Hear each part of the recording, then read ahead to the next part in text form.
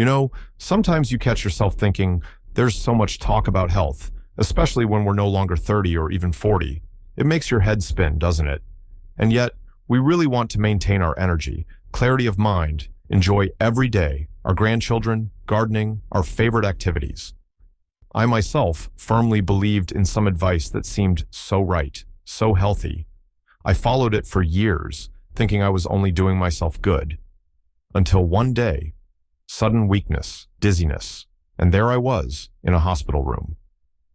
The doctors then gently but firmly explained, what I considered a panacea was actually slowly undermining my strength, like termites eating away at a sturdy oak. My healthy habits turned out to be wolves in sheep's clothing. For example, I firmly believed in avoiding fats as much as possible, thinking they were the main enemy of the heart and figure. I was also convinced that skipping dinner or replacing it with something very light was the best way to keep weight under control. And, of course, I relied heavily on fruit juices, considering them an elixir of vitamins. Sound familiar? Today, I want to share with you what I learned through my own bitter experience and tell you what simple yet effective changes helped me not just recover, but feel better than I had in years. I promise, no complicated diets or overwhelming exercises, just common sense and self-care. Let's figure out together how small changes can give us years of active and joyful life. Stay with me. This is really important. I want to start with what was perhaps my biggest misconception, the panic fear of fats. Remember how for decades we were told from all sides, fat is cholesterol, fat is excess weight, fat is the enemy of the heart. I believed this implicitly. My grocery basket consisted mainly of fat-free products, 0% cottage cheese, light yogurt, milk with minimal fat content.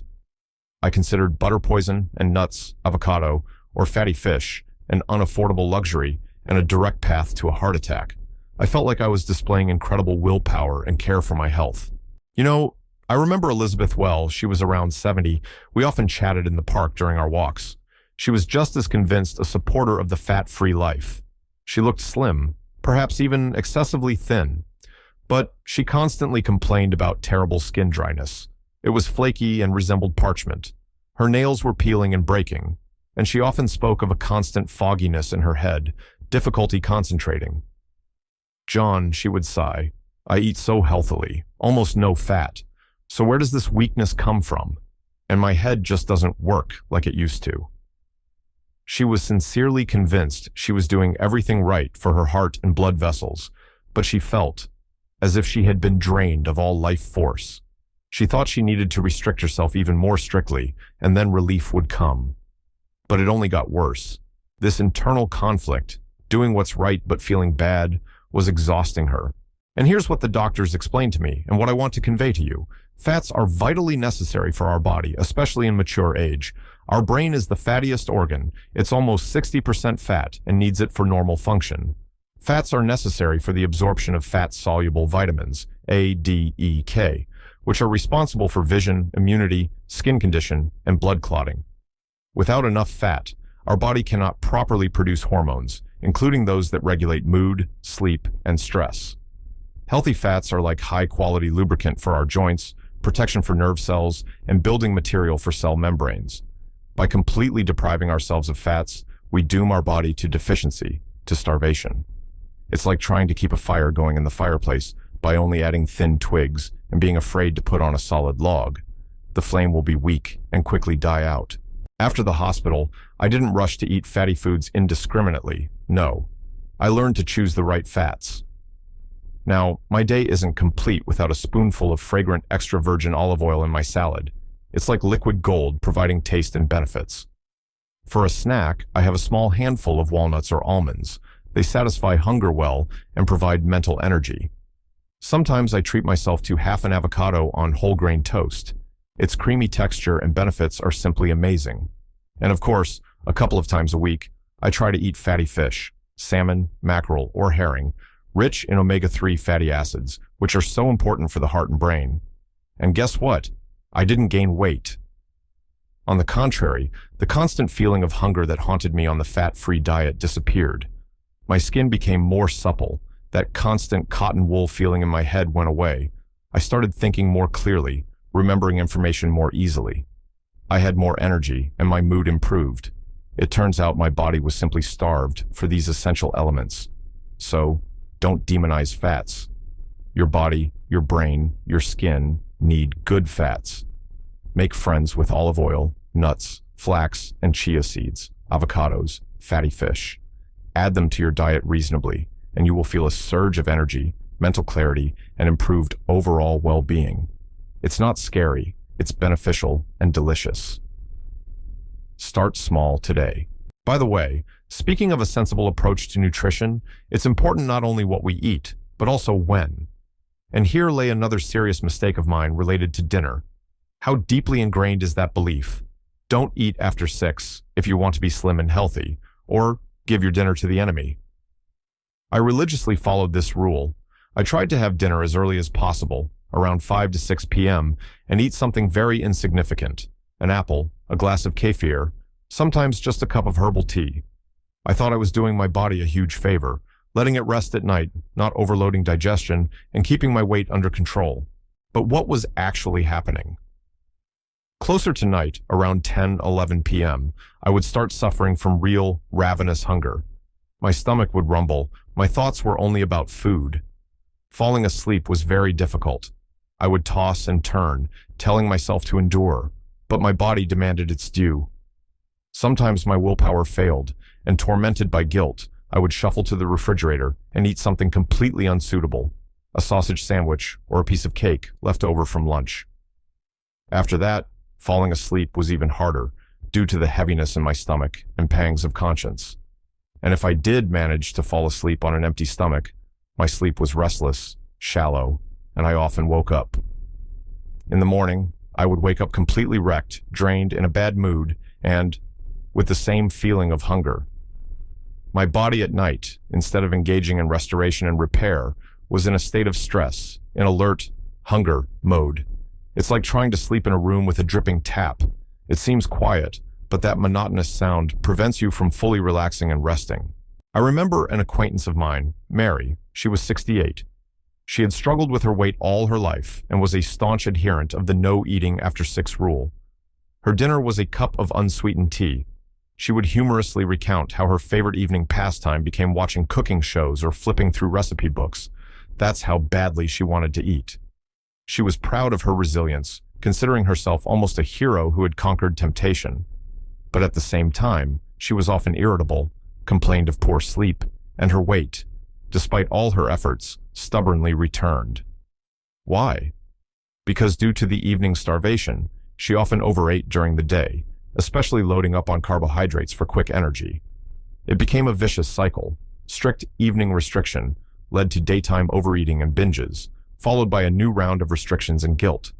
It was incredibly exhausting, both psychologically and physically. So, what's the solution? Don't torture yourself with hunger. You need to eat dinner, but do it correctly. The ideal time for dinner is 3 to 4 hours before sleep, and the dinner itself should not just be light, but balanced. What does that mean? It should contain a good source of protein and plenty of fiber, vegetables. For example, an excellent option is a piece of baked or boiled fish, cod, hake, pollock, or chicken breast with a large, fresh vegetable salad dressed with a teaspoon of olive oil, or a vegetable omelet made from a couple of eggs, or a portion of cottage cheese, 5 to 9% fat, not fat-free, with a handful of berries or a little greenery. Protein will give you a feeling of satiety throughout the night, and the amino acids will go towards repairing muscles and tissues. Fiber from vegetables will support intestinal function and help stabilize blood sugar levels. Such a dinner won't feel heavy, but will provide the body with everything necessary for a full night's rest and recovery. You'll fall asleep peacefully, without thoughts of food, and wake up refreshed, energetic, and full of strength. I switched to such dinners, and the difference is colossal. My sleep became deep and calm, the evening cravings for snacks disappeared, and in the morning, I feel truly rested. Your dinner is not an enemy, but a friend to your health and good sleep. Replace starvation, or an apple, with a balanced meal containing protein and vegetables 3 to 4 hours before bed. This will help you sleep better, control your weight without suffering, and wake up full of energy. Try making yourself such a healthy and tasty dinner today. But besides solid food, what we drink is no less important. And here, another trap awaited me, related to such a seemingly harmless and even healthy habit as drinking fruit juices. Ah, how beautifully the advertisements tell us: a glass of juice, a charge of vitamins for the whole day. Natural juice for your health. I sincerely believed that starting the day with a glass of orange juice was the best way to boost immunity and get a burst of energy. I bought juices in cartons, sometimes even squeezed fresh ones myself, thinking I was doing myself exclusively good. But what actually happens when we drink juice, especially the kind from a carton? Firstly, during processing, juice loses the most valuable component of fruits: fiber. That very brush that is so important for our digestion, which slows down the absorption of sugars and gives us a feeling of fullness. Without fiber, juice is essentially sweet water with some vitamins, some of which are also lost during processing. Secondly, even if the package says no added sugar, juices contain a huge amount of natural fruit sugars, mainly fructose. And this fructose, without fiber, is absorbed by the body almost instantly. This causes a sharp, rapid spike in blood sugar levels, followed by an equally sharp reaction from the pancreas, an insulin release, and a rapid drop in sugar. Does this feeling sound familiar? First, a short burst of energy, almost euphoria, and then literally, an hour later, sharp weakness, drowsiness, brain fog, and an acute desire to eat something again, preferably sweet. This is a real sugar roller coaster that wears out our pancreas, contributes to weight gain, especially around the waist, and over time can lead to insulin resistance and type 2 diabetes. Drinking juice is like getting paid in small bills during a hurricane. You technically have the money, but it immediately scatters without bringing any real benefit. I had an acquaintance, Helen. She was around 75. She was very disciplined about her health and considered it her duty to drink at least a liter of apple juice a day for vitamins and youth, as she said. At the same time, she constantly suffered from bloating, bowel problems, and unexplained mood swings, sometimes tearfulness, sometimes irritability. "I don't understand," she complained. "I drink liters of this healthy juice, but I feel worse and worse, and my stomach is like a drum." She was shocked when she learned that her healthy liter of apple juice contained about as much sugar as a liter of sugary soda, and that it was the lack of fiber in the juice causing her digestive problems, and the sugar swings affecting her mood. It was very difficult for her to accept that the habit she considered a cornerstone of health was actually slowly undermining her from within. What did I do after realizing this? I almost completely eliminated carton juices from my diet, freshly squeezed ones. I also drink very rarely as a treat, not as a source of vitamins. Instead of a glass of orange juice in the morning, I now eat a whole orange. Yes, you have to peel it, but in return, along with the juicy pulp, I get all the fiber that helps my intestines work like clockwork, gives a lasting feeling of satiety, and allows sugar to be absorbed slowly and smoothly, without sharp spikes. Instead of apple juice, a juicy, crunchy apple with the skin, if it's not waxed. Instead of store-bought fruit drinks or compotes with sugar, a handful of fresh or frozen berries, which can be added to porridge, cottage cheese, or just eaten as is. A whole fruit is the ideal natural dessert and vitamin complex created by nature itself. Everything in it is balanced: sweetness, vitamins, minerals, antioxidants, and precious fiber. By drinking juice, we get only a small, depleted part of this wealth, and with an excess of fast sugar. By eating the fruit whole, you get all the benefits, feel fuller for longer, support your gut health, and avoid harmful sugar roller coasters. So, if you want the benefits of fruit, eat them whole, don't drink them. Replace your usual glass of juice with an orange, apple, pear, or a handful of berries. Your body will thank you with stable blood sugar levels, good digestion, and a long feeling of satiety. Treat juices like a dessert, occasionally and in small amounts, not as a daily source of health. So, those are 3 common myths I was trapped by, and 3 simple changes that helped me not only escape from that trap after an unpleasant wake-up call at the hospital, but also achieve much better well-being than before. My dear friends, I know how difficult it can be to give up habits that seemed right for years.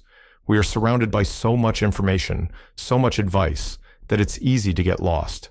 but you have a huge advantage: your wisdom, your life experience, your intuition. You deserve to live a full, active, joyful life at any age, and it's absolutely possible. No need for revolutions in your diet. Start small. Add a spoonful of olive oil to your salad. Make yourself a satisfying and healthy dinner instead of starving. Eat a piece of fruit instead of drinking juice. Listen to yourself, to your body's reactions. It's your best advisor. Remember, taking care of your health is an act of love and respect for yourself. You are unique and you are priceless. Don't be afraid to try. Don't be afraid to change things for the better. Believe in yourself. You will definitely succeed. Thank you for your time today. Be healthy and take care.